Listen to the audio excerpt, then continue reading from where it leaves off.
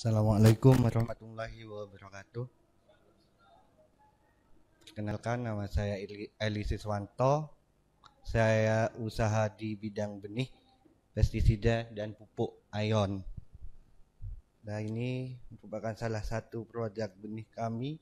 Kami melakukan usaha ini bersama petani muda untuk mendapatkan nilai ekonomi, salah satunya di bidang benih. Oke, biodata nama saya Eli Siswanto, lahir di Lumajang, hobinya itu tanaman. Latar belakang saya di sekolah di SDN Sebesari 4, SMPN 1 Rokangkung, D4 Teknik Produksi Benih, S2-nya itu Agribisnis Penangkaran Benih. Kegiatan penulisan ilmiah kami, nomor induk nasionalnya ini pemuliaan cabai besar. Yang kedua itu melakukan riset kedaulatan pangan. Selanjutnya kegiatan webinar dan pertemuan kami. Yang pertama, kami pernah mengisi strategi berwirausaha benih di era new normal pada tanggal 13 September kemarin. Terus kegiatan sharing tentang kedaulatan pangan dan ketahanan pangan di PCNU kemarin tanggal lupa. Produk kami salah satunya itu benih pisang. Mengapa saya angkat benih pisang? Karena saya putra Lumajang, saya melakukan riset itu dilakukan di sekolah, mulai SMK Pertanian sini, kemudian di Politeknik juga, kemudian kegiatan untuk menghasilkan benih unggulan juga, benih padi, kemudian benih cabai besar, kemudian melakukan riset bagaimana tanaman itu dapat mensejahterakan petani, salah satunya dengan penggunaan berbagai macam penelitian yang saya telah lakukan. Begitu pula pupuk ion ini. Alamat kami Bapak berada di Dusun Pakeman, Desa Sumbesari, Kecamatan Rokangkung, Kabupaten Lumajang. Lah, gambaran usaha kami kemarin yang kami masuk di tulisan itu adalah benih pisang. Kan tetapi benih pisang ini oleh kami dan tim kami terus melakukan penganekaragaman produk benih pangan, hortikultura, serta berbagai macam pupuk, bagaimana petani itu ke depan dapat memberikan asupan makanan yang dapat meningkatkan produksi. Kemudian aspek pemasaran, bentuk produk yang dihasilkan oleh Tunas Indo atau IS, usaha kami itu berupa benih cabai, benih pisang. Ini benih cabenya Bapak, terus benih pisang ada di depan di polybag gitu. Benih padi juga di bawah.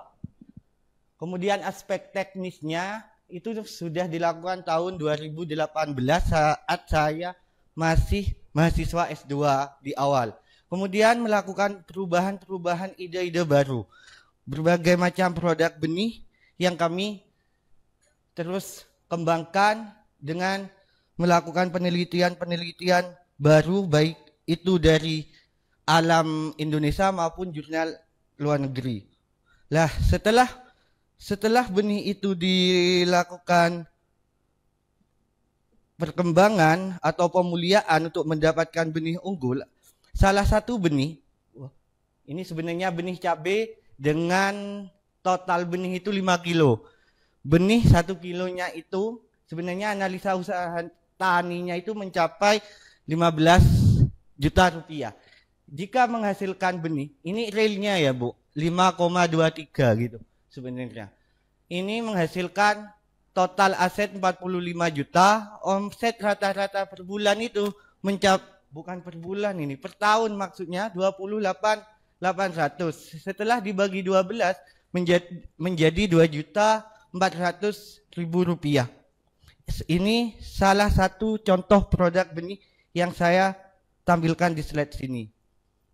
Nah, bagaimana usaha kami biar berjalan? Target pengembangan dan proyeksi ke depannya, salah satunya itu melakukan petani binaan di Jember maupun di Lumajang. Setelah itu kami pelan-pelan memasuki BUMDes di Lumajang. Kampus kami sendiri, Politeknik Negeri Jember. Yang kedua, melakukan perluasan pemasaran ke seluruh tapal kuda yang berada di Jawa Timur ini. Salah satunya Probolinggo, Kabupaten Lumajang, Banyuwangi, Bondowoso, dan selanjutnya kami terus melakukan inovasi-inovasi benih-benih unggulan agar usaha benih kami itu semakin maju sesuai target dan proyeksi tahunan kami. Nah, ini salah satunya mengapa saya menulis Pulau Sumatera, karena di sana permintaan benih-benih seperti melon dan semangka itu menjadi produk benih unggulan di kami ke depan. Yang ketiga, untuk melakukan pengembangan produk, kami melakukan terus penganeka-ragaman. Tidak hanya benih pisang Cavendish, Kirana, dan Agung. Selain itu benih padi RI 02, 03, 001. Lah, padi RI 002 ini sudah membooming di sentra Jember, sedangkan 001 Bondowoso. Sedangkan 003 masih melakukan target pengembangan pasar. Untuk target pengembangannya, ini di RI 003 keunggulannya salah satunya kadar protein mencapai 16%. Sedangkan untuk ke Pulau Sumatera, benih semangka dan melon, salah satu keunggulannya cepat panen dan buahnya itu yang semakin lebih besar daripada pesaing. Nah, ini Bu, untuk menghasilkan benih-benih baru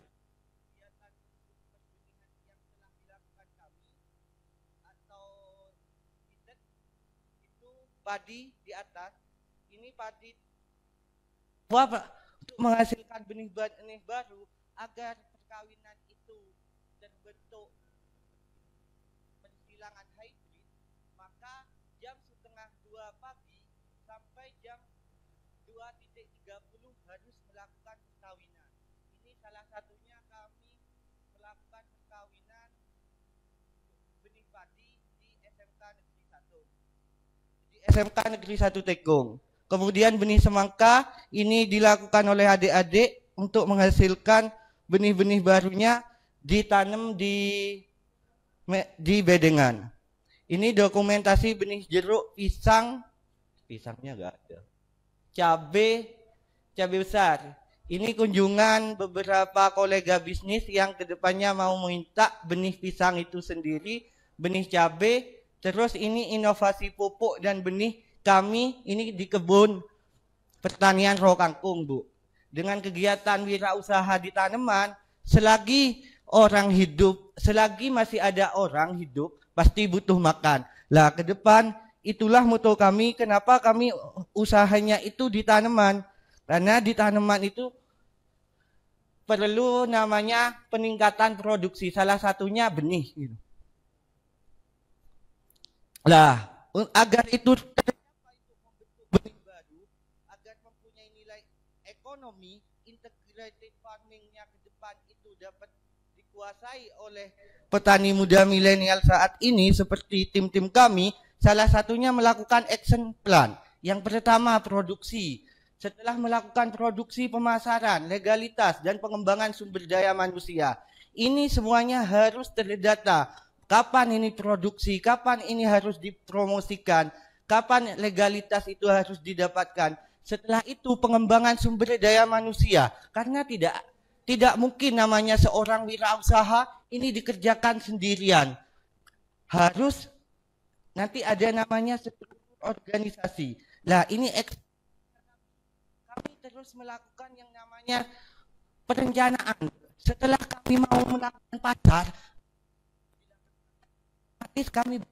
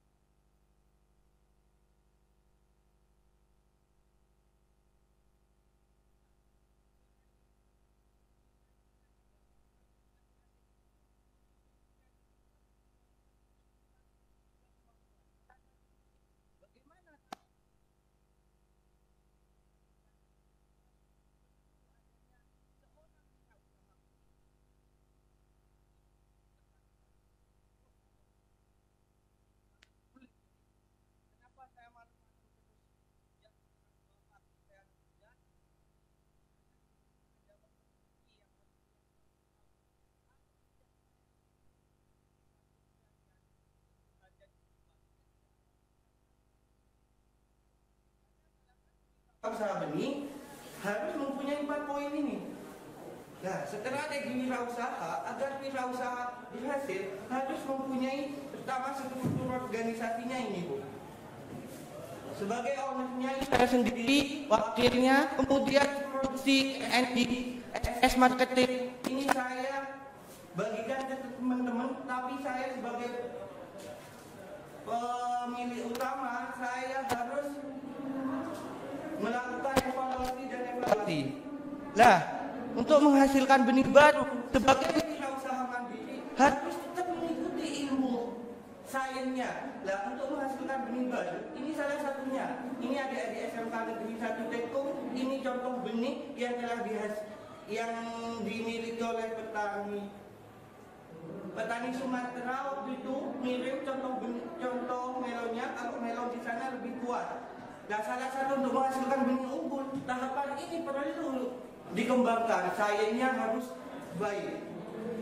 Dampak sosial menjadi entrepreneur, benih dan teknologi benih pengelolaan SDM. Nah, karena benih itu adalah benih hari ini jadi esok hari, maka seorang entrepreneur di usaha pertanian untuk menghasilkan nilai benih yang baik tidak dapat kita melakukan ngomong sama tanaman itu sendiri, tapi harus adanya pengelolaan SDM. Pengelolaan SDM saja tidak dapat untuk menghasilkan produk yang seperti ini. Harus namanya ada teknologi benihnya. Selain itu, ini Bu contoh salah satu benih yang kami telah. Bisa dipercepat? Ini penerapan prinsip. Tinggal 2 menit waktunya. Untuk penerapan prinsip syariah, salah satunya kepemilikan modal, pengelolaan SDM, bahan baku, pengelolaan proses produksi, limbahnya, profit sharingnya. Di kami, Bu, untuk kepemilikan modal, kami adalah milik sendiri, pengelolaan SDM-nya, terus kami kembangkan, bahan bakunya itu adalah lahan dan benih itu sendiri, pengelolaan proses produksi, tetap kami lakukan penjadwalan untuk pengelolaan limbah kami, karena kami di pertanian, kami jadikan pupuk kembali. Terkait profit sharing, kami terus melakukan seberapa yang telah terjual dari hasil produksi itu sendiri. Sehingga di sini kita dapat melakukan sebagai entrepreneur Muslim, kita harus menekankan yang namanya zakat. Zakat itu kami berikan pada masyarakat sekitar yang telah bekerja sama. Oke, sebagai entrepreneur, rumit memang melakukan semuanya itu, tapi ini tidak bisa ditinggalkan namanya rancangan untuk keuangan agar semuanya itu dapat dilakukan namanya nanti pada akhirnya sebagai manusia kembali ke Tuhan, pasti harta itu akan ditanyakan kemana.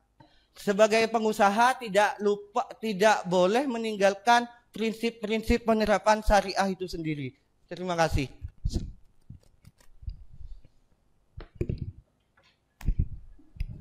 Jumlah karyawan sekarang ada berapa? Jumlah karyawan kalau mungkin karyawan tetap itu masih 7. Kalau seumpamanya musim tanam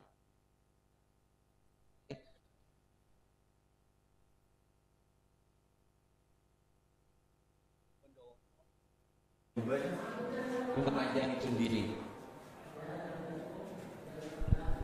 Berarti ada 2 macam ya, yang tetap 7 tadi, yang musiman ketika mau tanam kurang lebih 100. Iya.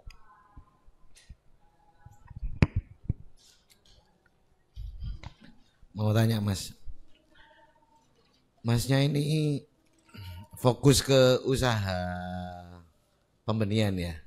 Untuk kefokusan sektor yang akan dikerjakan itu lebih ke arah produksinya atau sekalian integrated sampai ke hulu, iya, atau sampai ke hilir? Semuanya Bapak, mulai dari hulu sampai hilirnya kami lakukan itu.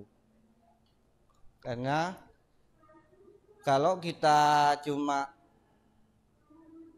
di pengelolaan hasil panen tapi tidak tahu di bawah, pasti Pak namanya usaha itu akan terus mencari, nggak sampai sejauh mana perkembangan usaha agribisnis hulunya sampai hilirnya itu berkembang gitu.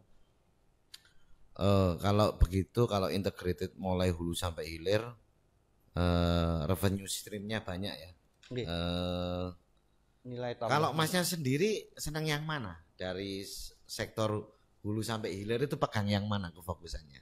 Kalau saya fokus tetap saya pegang semua Bapak, tapi mengikuti action plan tadi, siapa yang tetap mengikuti alur struktur organisasinya, produksinya itu siapa yang megang, terus pasar marketingnya itu siapa, bisa ke saya sendiri sebagai owner, tapi saya limpahkan ke bagian marketing nanti gitu. Sudah jalan ini Mas? Ini sudah jalan di cabai, pisang terus padi gitu Pak. Sudah ada omset rutin? Omset rutin ke padi dan pisang tetap. Oke.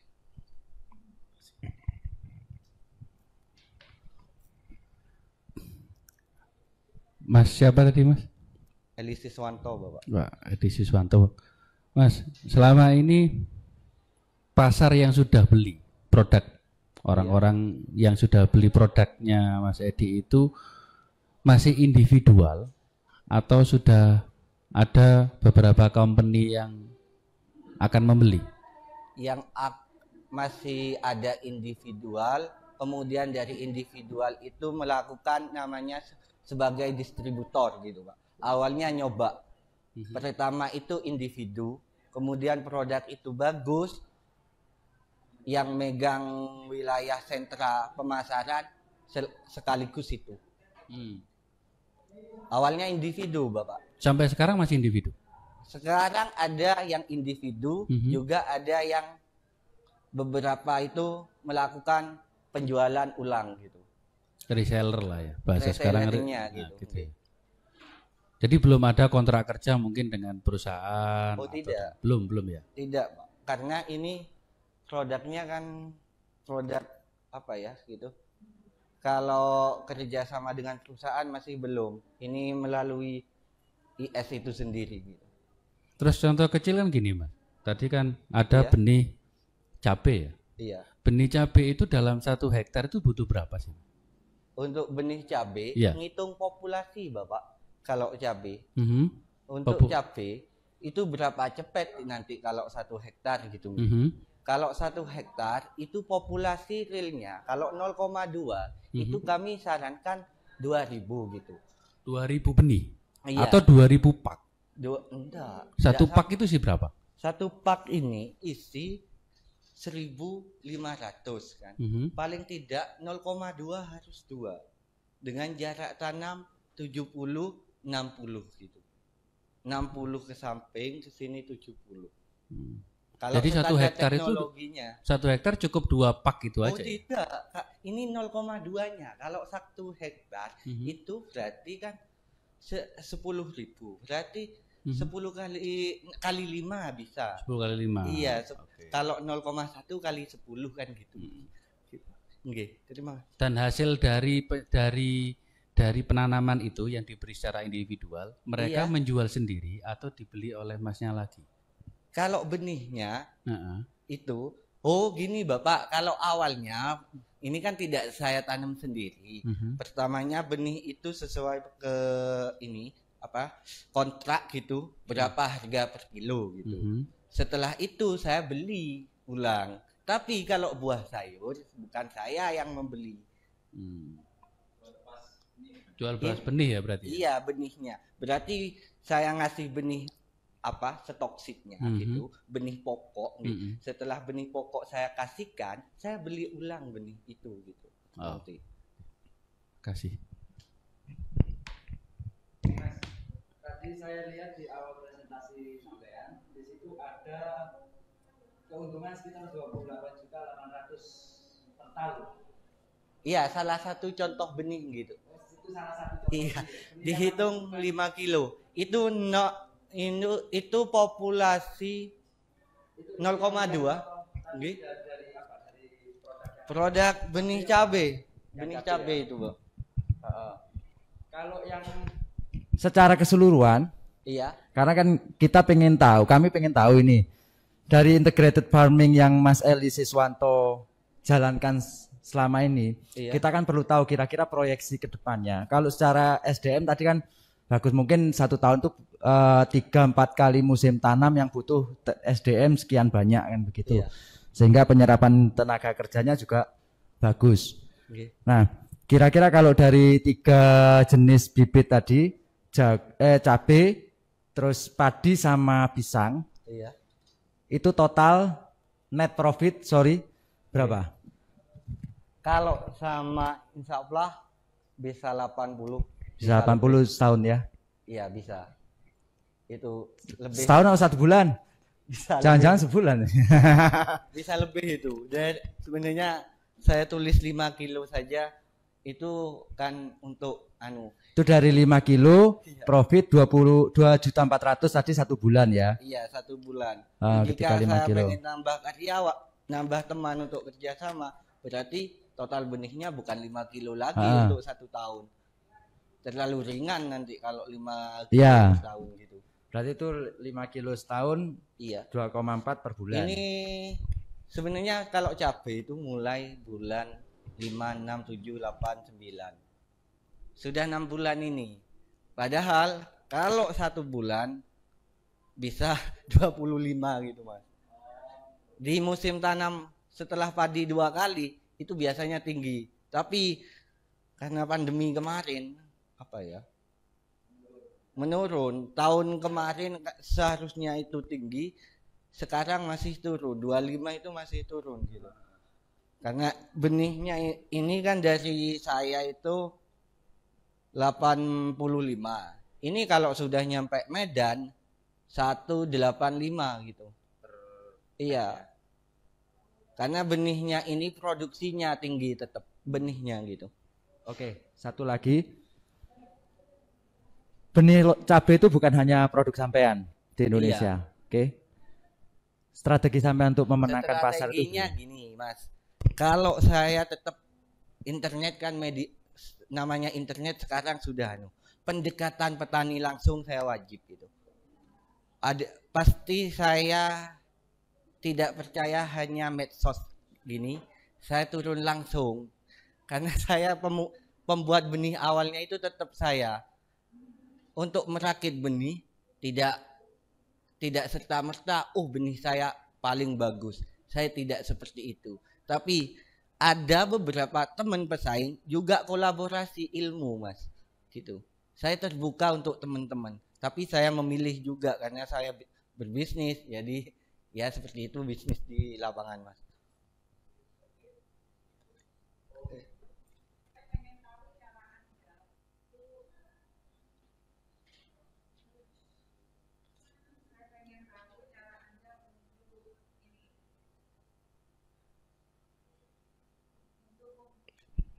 Halo. Cara Anda untuk mendekati supaya SDM ini Iya. sesuai yang sampean inginkan. Oh begini triknya Bu. Pertama ya dari saya sendiri sulit memang. Pertama dimulai dari sendiri.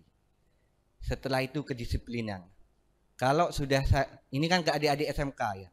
Adik-adik SMK janjian jam 8 TET gitu. Jika saya memang mau terlambat karena banyak kesibukan data, saya pelan-pelan harus WA dulu. Oke. Tapi adik-adik kalau sudah jam 8 saya agak nyampe, saya langsung pulang. Itu peraturan untuk adik-adik muda. Lain dengan petani. Saya lebih datang dulu pasti. Petani janjinya jam 7, saya setengah 7 pagi harus sudah datang. Kalau dengan tanaman tanaman butuh apa, walaupun jadwalnya sudah seperti itu, saya rubah langsung. Lah, dari saya sendiri seperti itu, maka adik-adik itu akan mengikuti. Kenapa kakak saya bekerjanya seperti ini? Pada hasil akhir, untuk menghasilkan benih bermutu, seumpamanya contohnya menyiram saja ya Bu. Menyiram tanaman sudah kawin. Namanya tanaman sudah kawin itu butuh energi besar, mulai siklus elektron, siklus glikolisis, terus transport fotosintesisnya. Itu kan kalau tidak melakukan pengangkutan namanya air itu tidak akan jadi. Lah kemarin seperti yang Ibu lihat itu sebenarnya padi bagus-bagus itu. Apakah tidak ada masalah? Oh, banyak. Karena di tingkat SMK saat ini petani adik-adik SMK itu masih belum bisa membaca karakter tanaman. Jadi agar adik SDM itu bisa mengikuti tekniknya saya, tetap pendekatan. Kalau dengan petani, saya pasti datang lebih dulu. Gitu. Untuk ini ya, untuk sosialisasi ke petani, saya lebih tertarik ke petani. Itu sebulan berapa kali? Kalau sekarang alhamdulillah saya hampir setiap hari itu, Bu. Karena adanya masalah itu pasti ada di lapang gitu.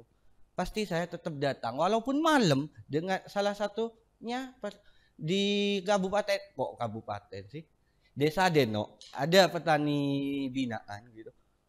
Sampai jam 12, jam 1 malam gitu saya lakukan inovasi, lakukan pendekatan. Setelah itu saya terus ke SMK. Sebenarnya kalau pengen merubah ya dimulai dari diri sendiri gitu, Bu.